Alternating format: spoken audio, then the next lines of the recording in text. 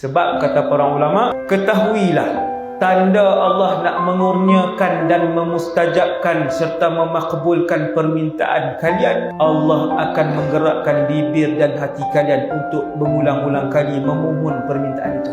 Ulang kali itu bukan 10 kali tuan. Sekali tuan-tuan kata, Ustaz, 4 tahun dah saya minta, lebih 1000 kali saya minta. Benda apa? Adalah permintaan tu, Allah tak bagi-bagi pun. 6 tahun dah minta, Allah tak bagi-bagi pun. Tuan-tuan, tidak ada permintaan yang Allah tolak. Allah akan bagi pada waktu yang Allah nak, dalam bentuk yang Allah nak. Nabi Zakaria berkahwin, tak ada anak. 70 tahun Zakaria alaihissalam tak ada kanan. Kita baru 15 kali. Sebab tu tuan-tuan sekalian, muslimin muslimat sekalian, baca kisah para rasul. 70 tahun angkat tangan, ya Allah, tak ada anak lagi, ya Allah. Rasul, sehinggalah isteri Nabi Zakaria telah pun tua, Nabi Zakaria telah pun berubai, isteri Nabi Zakaria telah pun putus haid ketika itu.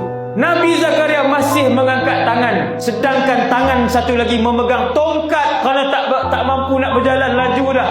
Masih lagi angkat tangan, Rabbi la tadharni fardan wa anta khairul warithin. Subhanallah. Pelik pemikiran para rasul. Ajaib baik sangka rasul dengan Allah. Ketika itu turun malaikat, wahai Zakaria, Allah akan memberikan kepada kamu Yahya. Nabi Zakaria kata, isteri saya dah begitu tua. Malaikat kata, bukankah kamu yang memohon dengan Allah? Bukankah kamu yang bersabar dan redha dengan keputusan dan qada dan qadar Allah?